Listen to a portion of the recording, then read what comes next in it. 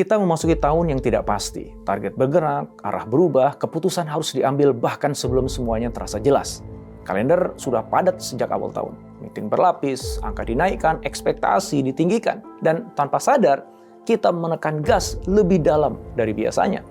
Tapi izinkan saya bertanya, apakah bekerja makin keras benar-benar membuat kita makin siap? Atau justru membuat kita makin reaktif, lelah, dan kehilangan kejernihan?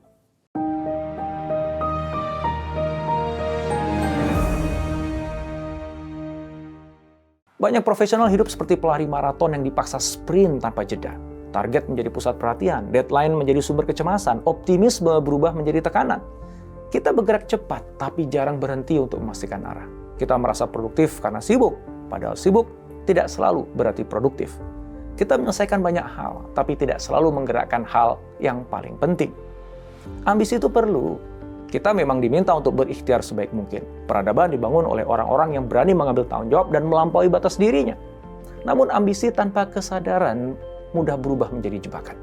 Ia terlihat produktif di luar, tapi mengikis makna di dalam. Kita mulai mengukur nilai diri dari performa, bukan dari integritas. Kita merasa berhasil ketika dipuji dan goyah ketika dikritik. Burnout hari ini bukan karena orang tidak mampu, justru karena terlalu berkomitmen tanpa ruang refleksi. Masalahnya bukan pada sibuknya jadwal, melainkan pada cara kita bekerja yang berbasis tekanan, bukan kesadaran. Tekanan membuat kita terus bergerak, tapi tidak selalu berkembang. Secara neurologis, ketika tekanan berlangsung terus-menerus, tubuh masuk ke mode bertahan hidup. Sistem saraf simpatik dominan. Kita fokus pada ancaman, bukan pada peluang. Pikiran menyempit, keputusan diambil berdasarkan urgency, bukan dipilah secara bijak. Dalam jangka pendek, performa bisa naik, namun dalam jangka panjang, kualitas keputusan jadi menurun. Relasi melemah, dan energi diri terkuras tanpa kita sadari. Disinilah kita membutuhkan fondasi cara kerja yang baru, menggabungkan akal yang terjaga dan jiwa yang menyala. Akal yang terjaga membuat kita tetap jernih di tengah ketidakpastian. Ia tidak anti target, tapi tidak diperbudak oleh target. Ia berani berkata, kita perlu evaluasi ulang ketika arah mulai bias. Ia mampu membedakan antara tekanan eksternal dan respon internal. Ia memahami bahwa tidak semua hal mendesak itu penting, dan tidak semua hal penting terlihat mendesak. Dengan akal yang terjaga, kita memimpin keputusan, bukan didorong oleh kepanikan. Sementara jiwa yang menyala menjaga api makna di balik setiap upaya. Ia mengingatkan bahwa pekerjaan bukan sekedar angka, melainkan amanah. Bahwa setiap peran sebagai profesional, pemimpin, orang tua, atau mitra adalah bagian dari tanggung jawab yang lebih besar dari sekedar laporan kuartalan. Ketika jiwa menyala, kita tidak mudah sinis. Kita tidak mudah kehilangan semangat hanya karena satu proyek gagal.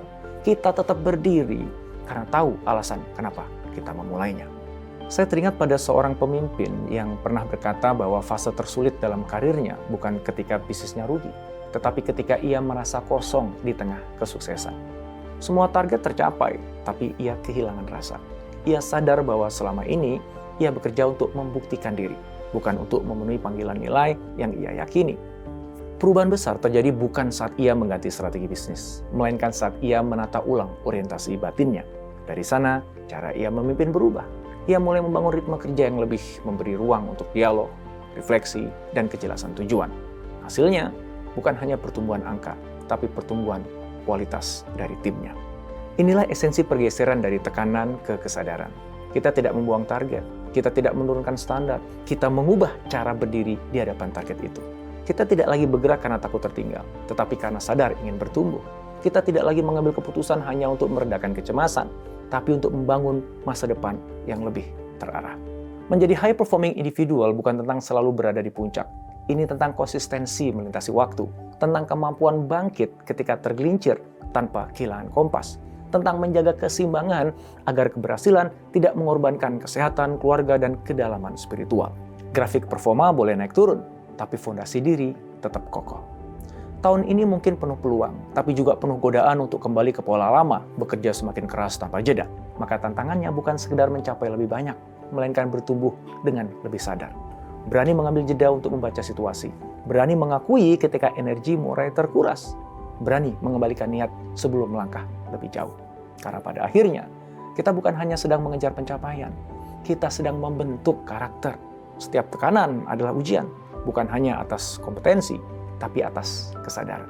Apakah kita tetap utuh? Apakah kita tetap jernih? Apakah kita tetap ingat untuk siapa dan untuk apa semua ini dilakukan. Mari kita jadi seorang high performing individual yang menjadikan akal sebagai penuntun dan jiwa sebagai sumber energinya, dan kesadaran sebagai fondasi dari setiap langkah yang kita ambil. Bekerja dengan ambisi yang tinggi, tetapi dengan hati yang tenang. Bergerak cepat ketika kita perlu dan berhenti ketika saatnya tiba. Agar apa yang kita bangun bukan hanya kesuksesan yang terlihat, tapi juga kekuatan batin yang bertahan lama.